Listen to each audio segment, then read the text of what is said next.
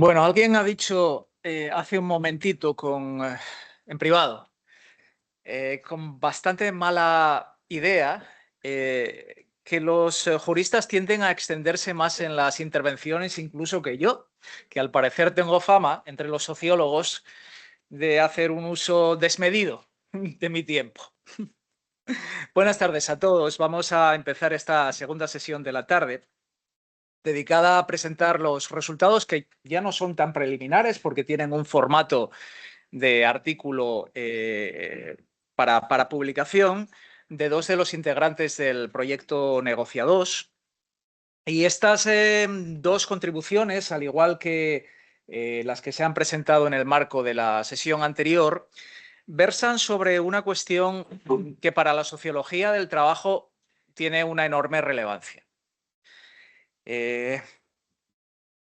Porque en ellas confluyen algunas de las líneas de transformación más relevantes del mundo del trabajo. Me refiero lógicamente al impacto de las nuevas tecnologías digitales sobre el proceso, en primer lugar, sobre el lugar, en segundo lugar, y sobre el tiempo, en tercer lugar, de trabajo. Realmente, en las últimas décadas, con una aceleración visible en los últimos años, lo que estamos observando es cómo las normas sociales construidas por la sociedad industrial acerca del trabajo en relación a estos tres elementos, proceso, lugar y tiempo de trabajo, como realidades separadas de los procesos, lugares y tiempos del resto de la vida, se están descomponiendo. Observamos cómo realidades como el teletrabajo realmente lo que provocan es un solapamiento, ¿verdad? O una no diferenciación de los espacios de trabajo y de los espacios de vida. Hablaban los ponentes anteriores de cómo existe una definición casi negativa, ¿verdad?, del tiempo de vida con respecto al tiempo de trabajo. El tiempo de trabajo es aquel tiempo disponible para la actividad laboral, disponible para producir, y el tiempo de vida es el resto, concebido como tiempo para descansar, preparándose para el trabajo, concebido como tiempo de consumo, para gastar aquellos rendimientos del trabajo que se han obtenido en el marco de dicho trabajo, pero siempre desde una perspectiva que en el modo de concebirlo de la sociedad industrial es subsidiaria. Como sociólogo que ha dedicado un tiempo de investigación y también de docencia, cuando me encargaba de una asignatura de sociología del trabajo precisamente en este edificio, a los cambios que introduce la posindustrialización sobre este proceso de trabajo, pues siempre me ha llamado mucho la atención esta cuestión, cómo el proceso de digitalización altera los criterios a partir de los cuales distribuimos nuestros tiempos de vida. Creo que lo vivimos en primera persona, como trabajadores cognitivos.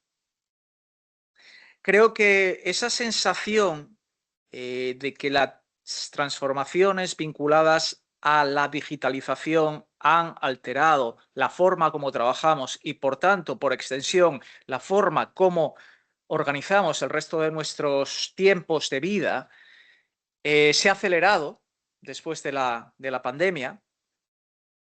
Y ciertamente, tanto como teletrabajador como teledocente, porque soy teledocente porque me encargo de la coordinación de una asignatura en el grado en Administración Pública, que es un grado que se imparte de manera telemática íntegramente, evidentemente estos cambios inciden sobre mi vida. Verán, antes de dar la palabra a mis dos compañeros, yo querría compartir con ustedes una breve anécdota, una pequeña anécdota que no es una anécdota personal, al menos no me sucedió a mí, pero sí ocurrió en mi ámbito, o mi círculo más cercano, y permite entender un poquito o explicar un poquito cómo solemos operar los sociólogos. Los sociólogos solemos preguntarnos acerca de cosas que nos suceden a nosotros o a personas con las cuales compartimos nuestra vida cotidiana y en qué sentido esas cosas que pasan alrededor pueden tener un significado como problema o como temática social.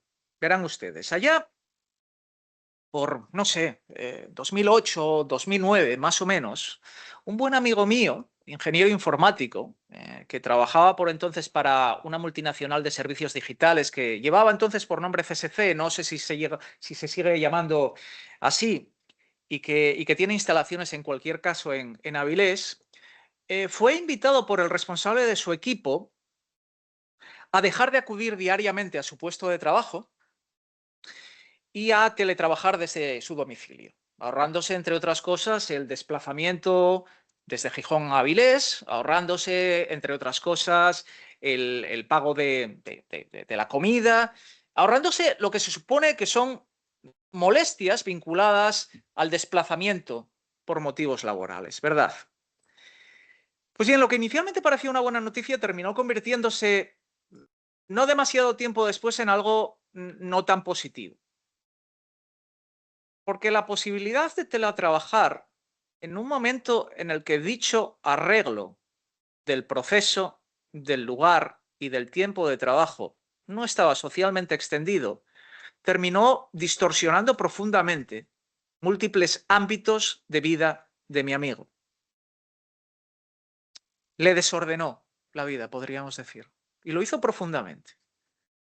Al desaparecer la jornada laboral como una realidad física que se lleva a cabo, que se ejecuta en un lugar físico distinto al domicilio, al desaparecer también el tiempo de trabajo como un fragmento del día, de la semana, del año, que se lleva a cabo también de manera concreta, el tiempo de trabajo de mi amigo terminó confundiéndose con el tiempo de ocio, con el resto del tiempo de vida.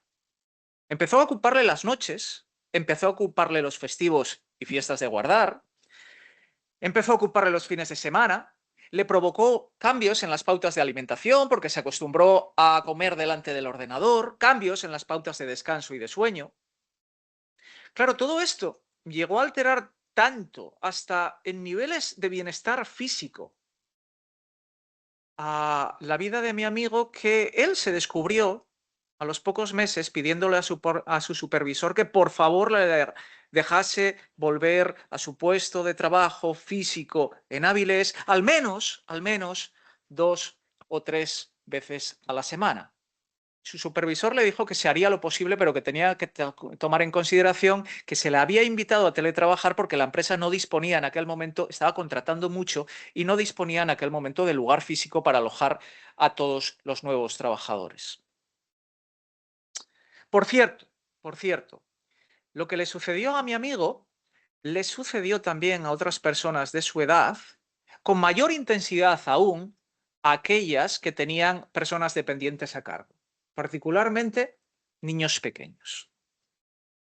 Bueno, creo que las dos piezas de investigación que se van a presentar a continuación, como las reflexiones que han trasladado los compañeros que han participado en la mesa anterior, abordan una cuestión de máximo interés y de máxima actualidad, desde una perspectiva de derecho del trabajo y desde una perspectiva sociológica también. El profesor Luis Antonio Fernández Villazón va a efectuar una presentación acerca de un artículo en el que se aborda el tratamiento jurídico genérico, podríamos decir, del teletrabajo bajo el 5º Acuerdo Marco de Negociación Colectiva. Y me gustaría darle la palabra para que interviniese en primer lugar. Y después tendremos la intervención de un sociólogo, porque está bien tener sociólogos en las mesas de los juristas, como es mi compañero de la Universidad de Valencia, el profesor Payá Castilblanque, que en su caso presentará un interesante también trabajo relacionado con la misma cuestión, con la cuestión del ordenamiento del tiempo de teletrabajo y del derecho a la desconexión digital, más concretamente, a partir de el análisis de contenido de un total de 239 convenios colectivos firmados durante el primer año de vigencia del quinto acuerdo marco para la negociación colectiva. Bueno, seguramente he consumido más tiempo del que corresponde a una apertura de sesión, con eso hago honor a mi fama de dilapidador de tiempo que no es mío. Le doy la palabra a mi compañero Luis Antonio Fernández Villazón para que dé comienzo a su intervención y con esto me callo. Muchas gracias, Sergio. Yo diría que ahora mismo en esa competición de extensión de intervenciones vamos 1-1, juristas y sociólogos.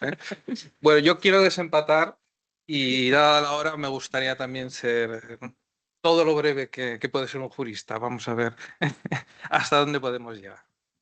Bueno, efectivamente el artículo que yo espero que está a punto de salir junto con los demás en el próximo número de temas laborales, su objetivo era analizar cómo la negociación colectiva ha regulado los muchos aspectos que la ley de teletrabajo deja para la negociación colectiva. Porque, como podéis ver ahí en el título de la transparencia, la ley de trabajo se puede definir así, como una ley negociada que obliga a negociar, porque deja muchísimos aspectos a la negociación colectiva.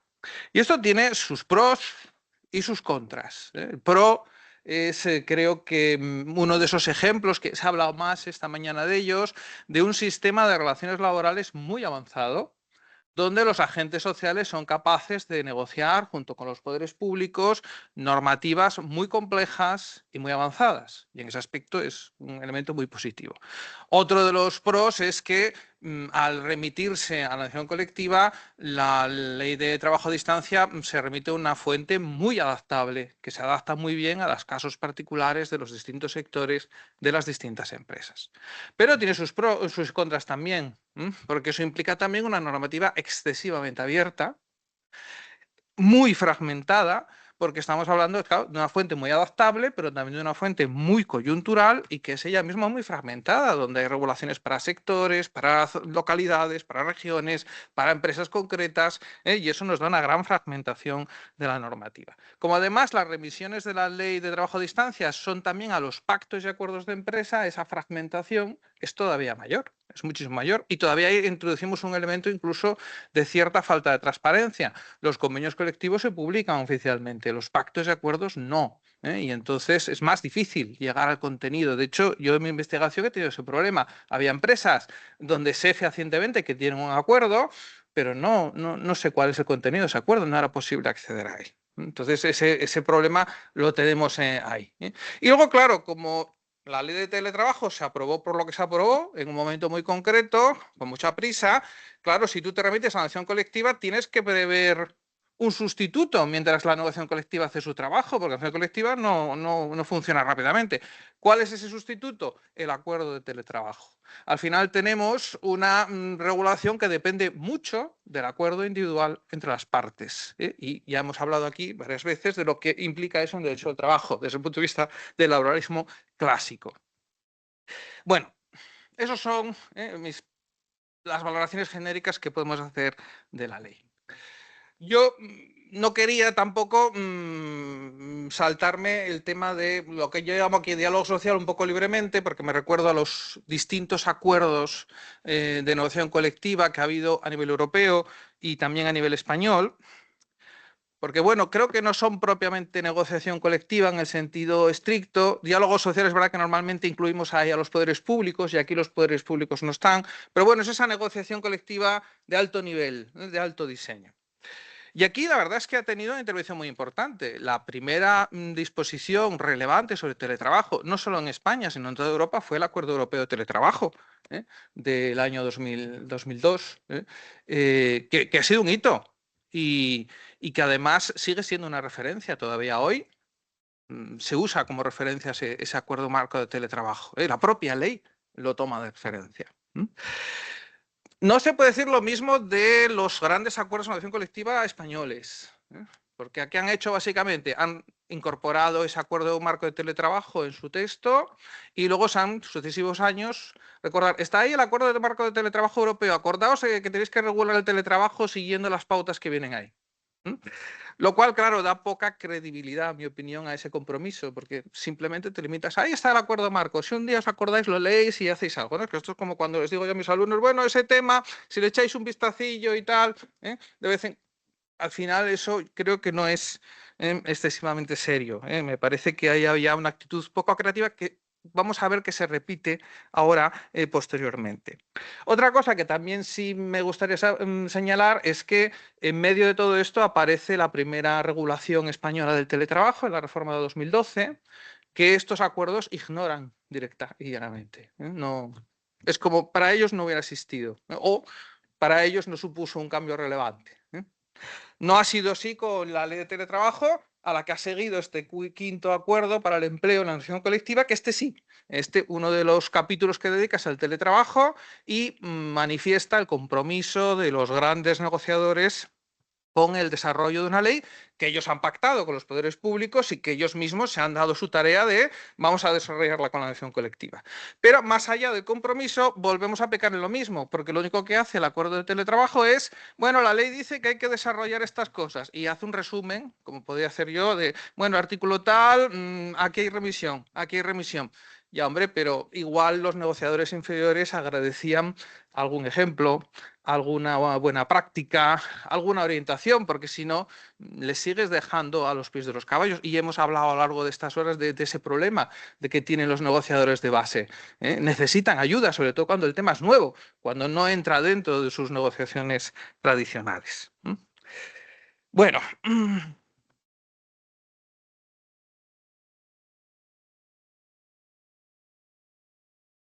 Lo que yo he hecho es analizar todos los convenios colectivos que se han publicado después de aprobado el ANC. Es, bueno, el criterio, la pauta que se sigue en el monográfico. Eso incluye todos los convenios colectivos publicados en el Boletín Oficial del Estado en segundo semestre de 2023 y todo 2024. Son 306 convenios.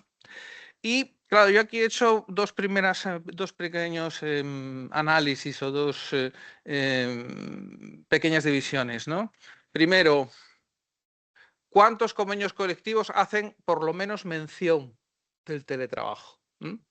Y ahí me sale, es un número redondo, en el artículo tenéis las cifras concretas, un 50%, aproximadamente la mitad de los convenios que se han aprobado después del quinto ANC incluye referencias al teletrabajo. Pero claro, si nos ponemos un poco más exigentes, y aquí el criterio es absolutamente exclusivamente mío, yo he separado los convenios que me parecía que decían algo, siquiera mínimamente sustantivo del convenio sobre el teletrabajo, y he separado los que simplemente dicen el teletrabajo está muy bien y ya está. Y claro, el porcentaje se reduce sustancialmente. Estamos hablando de escaso un tercio de convenios colectivos que han hecho algo realmente mínimamente práctico sobre el teletrabajo. O sea que ya tenemos ahí una primera visión. Si además lo comparamos con la situación anterior, ahí hay dos estudios, uno es de Daniel Pérez Prado, otro es de Ana Romero Burillo, que son en el momento en que salió la ley se pusieron a mirar esto. Lo que se ve es que hubo un repunte de negociación colectiva sobre teletrabajo al aprobarse la ley, pero el quinto ANC no ha aumentado las cifras. Las cifras se mantienen más bien estables. Sigue estando en torno a ese un tercio de convenios colectivos. Con lo cual, primera conclusión, el quinto ANC, de momento, por lo menos en números mayores, no se nota mucho la diferencia respecto del momento anterior en que solo estaba la ley de teletrabajo. Pero bueno, habría que entrar un poquito más de lleno en algunos temas. ¿Qué pasa? ¿Cómo regula los convenios colectivos algunas de las cuestiones concretas del teletrabajo? Y una es el concepto de trabajo, lo mencionó Jesús Cruz esta mañana. Ese problema que tiene la ley de que solo se refiere al teletrabajo regular y excluye el teletrabajo irregular, el que es de menos del 30%, que es un porcentaje importantísimo. No se dice nada sobre eso. ¿Qué pasa con ese teletrabajo?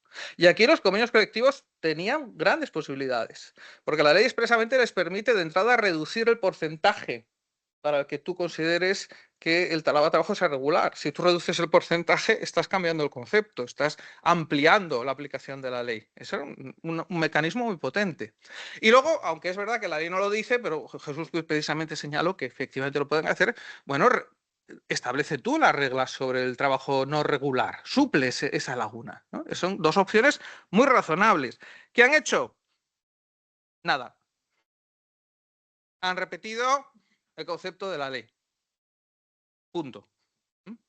Como mucho, algunos convenios colectivos que señalan un tipo de teletrabajo que si sacas las cuentas, en algunos supuestos puede estar por debajo del 30% y le aplican las reglas. Pero claro, por ejemplo, que hablan de 2 o 3 días a la semana, bueno, eso en algunos casos puede ser algo menos del 30% y parece que le van a aplicar las reglas, pero nada más. Nada más. Es más, los pocos que se ocupan de esto, ¿qué es lo que dicen? Y ahí voy a citar a Unidad Editorial, que tiene unos cuantos convenios colectivos, en mi opinión, poco presentables. Aquí no se hace teletrabajo por encima del 30%, como máximo el 25%, con una intención muy clara, con una intención clarísima. Y otro convenio, no recuerdo la empresa que es, pero también con este mismo texto, que dice, y aquí nada de compensación de gastos. O sea, ya yendo directamente a lo que interesaba. Es decir, los pocos, que son muy pocos, que se han ocupado de esto, lo que han hecho es, vamos a colaborar en eludir la aplicación de la ley. Lo hay que decir así, lo siento, igual soy un poco duro, pero es tal como yo lo he visto. Voluntariedad y reversibilidad, otro de los temas delicadísimos. Teletrabajo es siempre voluntario. Y puede ser reversible aparentemente también de forma bilateral. Y aquí tenemos una discusión doctrinal, incluso porque tal como se dice en la ley, tal parece que podría ser una reversibilidad unilateral por cualquiera de las partes. Cosa que muchos de han dicho no tiene sentido, no cuaja con el propio concepto que la ley de trabajo tiene. Si el teletrabajo no se puede imponer, no tiene sentido que luego se pueda imponer la reversibilidad. Aquí los convenios también tienen mucha labor porque la propia ley de teletrabajo les indica que pueden establecer las condiciones de reversibilidad y cómo se ejercita. Y aquí tengo que señalar algunas buenas prácticas, muy pocas, ahora diré cuáles son, y una inmensa mayoría de convenios que claramente se inclina por decir que la reversibilidad es unilateral, que la puede ejercitar cualquiera de las partes en cualquier momento, y lo único que añaden es un preaviso. Preaviso que puede ser, pues unas veces son 30 días, otras veces son 15 días, y ya. ¿Cuáles son las buenas prácticas que yo he señalado ahí? Bueno, pues los hay que hacen una reversibilidad asimétrica, libre para el trabajador, con el preaviso, eso sí, a veces obligándole a ejercitarlo en un periodo del año, y luego una reversibilidad con causa justa para el empresario, que tiene que acreditar causas técnicas, organizativas, que justifiquen la reversibilidad. Creo que eso es una buena práctica, pero yo la he encontrado en 2, 3 convenios de los 306. Quiero decir que es una buena práctica, casi un diamante descubierto en medio de la playa, de la arena de la playa. Bueno, voy yendo rápido porque no quiero. Otro tema donde los convenios colectivos tienen una gran labor que hacer es en la modalidad de ejercicio. Admitimos 100% teletrabajo, admitimos solo híbrido, cuántos días, cuántos menos, cómo se organiza, quién lo planifica. Ahí tiene muchísimo, muchísimo que hacer. Y aquí nos encontramos con que los convenios colectivos del sector no entran, salvo el convenio colectivo de Contact Center, por razones obvias. El resto guarda silencio, pero sí que los convenios colectivos de empresa, los que hacen una regulación sustantiva, aquí entran con más detalle. Aquí sí hay ciertas regulaciones muy variadas. No es posible hacer una tendencia porque tiene lógica. Y tiene lógica que sean los convenios colectivos de empresa, porque claro, esto está muy relacionado en cómo se organiza la empresa, en sus necesidades particulares. Tal vez lo que puedo señalaros es que aparece con bastante frecuencia el modelo de 2 días de teletrabajo a la semana. Eso es lo que más se repite, pero no es mayoritario ni mucho menos. Y lo que sí que hay es una, en mi opinión, excesiva tendencia a lo que decía Jesús Cruz de la organización. ¿Era Jesús Cruz vale, ya creo que me estoy fijando. Aquello que decían los convenios de la organización de. No, era Mariluz. La organización del trabajo es competencia exclusiva de la empresa. Bueno, pues aquí se ve un poquito eso, porque hay muchísimos que dicen, ¿cómo se planifica concretamente el teletrabajo? La dirección de la empresa o las políticas de la empresa. Hay bastante tendencia en eso, que creo que no es, a diferencia de lo anterior, una buena práctica, en mi opinión, precisamente. Claro, otro tema muy delicado, los medios que la empresa está obligada a proporcionar al teletrabajador y la compensación de gastos, que también está obligada, pero que la ley remite al pacto de teletrabajo y a los convenios. Aquí sí hacen su trabajo. Los que se ocupan del teletrabajo, ese 30% que he mencionado. Aquí sí, aquí hay regulaciones muy completas, muy detalladas, más o menos, de los convenios colectivos. Se nota que aquí están en su zona de confort, que este es lo que ellos están acostumbrados a hacer, a valorar gastos, a pactar mínimos y a pactar máximos. Se ve. Y además se ve que están pendientes de lo que dicen los tribunales. Por ejemplo, la silla, entre el material que se puede ofrecer, la silla ergonómica. La Audiencia Nacional dijo que si no estaba expresamente en convenio colectivo o acuerdo de teletrabajo, no había derecho a ella. Hay convenios que ya expresamente mencionan hay que incluir la silla ergonómica, porque lo que suelen hacer es una lista de equipos que se ofrecen y se suele, bueno, pues depende, a veces te dan un dinerito para que te lo compres tú, a veces te dan ellos el equipo. Y con los gastos pasa un poquito lo mismo. Normalmente lo que se hace es una cantidad extrasalarial, normalmente por día de teletrabajo o por mes de teletrabajo, que compensa los gastos así en su conjunto. No os puedo decir poco, mucho, pues la verdad es que no lo sé, y además las cantidades son variadas, pero sí que ahí se ve esa negociación y además se preocupan del problema del plus de transporte, del plus de manutención, que son pluses que pueden entrar en conflicto en situaciones de teletrabajo y que además han dado pie a sentencias de los tribunales sobre este tema. Es curioso porque algunos convenios lo que hacen es, por ejemplo, plus de manutención para toda la plantilla. Dices, ¿cómo? Pero claro, es plus de manutención / teletrabajo. Es decir, para los trabajadores presenciales es de manutención, para los teletrabajadores es de compensación de gastos. Bueno, es una solución al menos imaginativa e inteligente. Aquí sí, como digo, creo que los convenios colectivos están cómodos. Se ve que esto lo sabemos hacer. Parece que los estás viendo.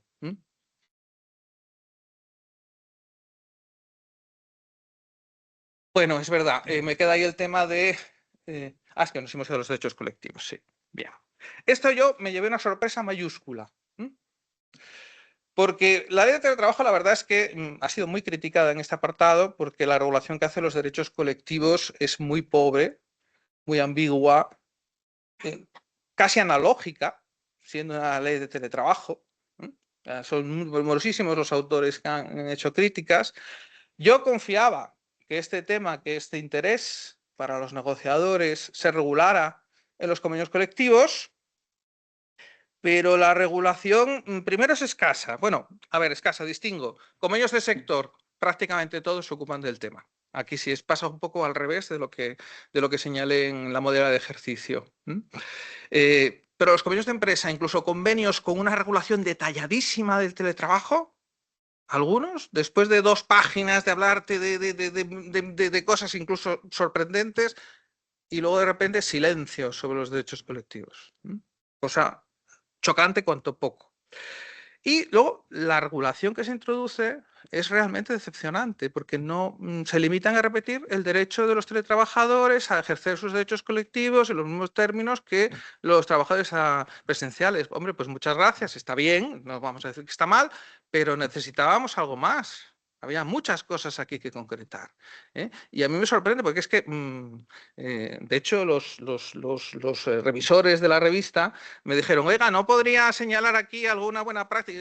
Que no, no puedo inventarme lo que no hay. Pues no, hay alguna cosilla, pero cosas tan niñas que realmente no merece la pena destacarlas. Entonces, como veis, voy muy rápido. ¿Qué sucede o cuáles son mis conclusiones sobre este vuelo aéreo a velocidad del sonido? estamos en una condena de remisiones. La ley se remite a los convenios colectivos se remiten a otros convenios colectivos, y luego de repente te quedas con una remisión en el vacío. O peor, una remisión a las políticas de la empresa o al pacto de teletrabajo. Pero el pacto de trabajo ya sabemos, y lo hemos hablado aquí, dudamos en que en muchas circunstancias pueda ser un pacto libremente asumido por las partes de verdad.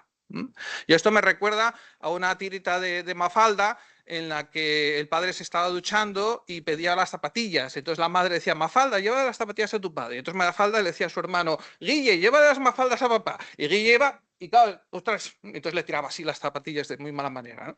Claro, porque es eso, es una remisión de remisión y al final, muchas veces la nada. O la política de la empresa. Entonces, claro, como consecuencia de una ley negociada que obliga a negociar, es realmente, en mi opinión, insatisfactorio. Lo tengo que decir aquí. Y claro, yo tenía precisamente como conclusión final, pues algo que ha salido ya, que es, ¿estamos sobrevalorando la negociación colectiva? ¿Estamos sobrecargando la negociación colectiva? Lo ha dicho Estéfano, lo ha dicho Jesús Cruz, y creo que lo han dicho casi todos los ponentes que me han predecido. Y creo que es legítimo y además aquí lo hacemos sobre una cuestión concreta, con convenios de verdad. Creo que sí. Creo que hemos idealizado demasiado la negociación colectiva. Ojo, que no estoy yo criticando la negociación colectiva ni quitándole un ápice de importancia ni relevancia, que la tiene mucha. Y seguro que sí, tiene que seguir estando en primer papel. Pero la negociación colectiva, sobre todo en materias de este tipo, que son novedosas, que rompen lo que normalmente los negociadores saben hacer, necesita apoyo. Necesita apoyo del legislador, y necesita apoyo de los grandes negociadores, de los grandes sindicatos, de las grandes asociaciones empresariales, que en los acuerdos de negociación colectiva tienen que dar un poco más el callo y tienen que dar a sus compañeros de las zonas inferiores algo donde agarrarse. Porque estamos hablando de que, claro, en la gran negociación colectiva, en los grandes acuerdos tenemos, bueno, organizaciones grandes, con asesores, con personas formadas, pero abajo, en la negociación colectiva particular, no hay tantos asesores, no hay tantos profesionales, y quien negocia son trabajadores y empresarios, bueno, pues ordinarios. Y claro, cuando les pides cosas que han sido rupturistas, que son nuevas, que replantean muchas cosas, pues les estás pidiendo mucho. Yo recuerdo en el convenio, en el Congreso de Roma, que salió el tema de la inteligencia artificial, y no me acuerdo quién, pues dijo, ¿y qué está haciendo la negociación colectiva? Y yo levanté la mano, porque además acababa de venir de una charla que daba sobre inteligencia artificial para los sindicatos, y dijo, pero la negociación colectiva están más asustados que nosotros aún, porque no saben qué hacer. Y con este tema, aunque no es tan rupturista con la inteligencia artificial, nos pasa un poquito más. Entonces, más allá de que creo que la ley de trabajo a distancia necesita un repensar, y más allá de que el acuerdo sobre el empleo en este tema debería dar más detalles, creo que hay que reflexionar un poquillo sobre lo que podemos y no podemos pedirle a la negociación colectiva. Porque sí, yo sí creo que efectivamente la estamos sobrecargando demasiado. Y nada más.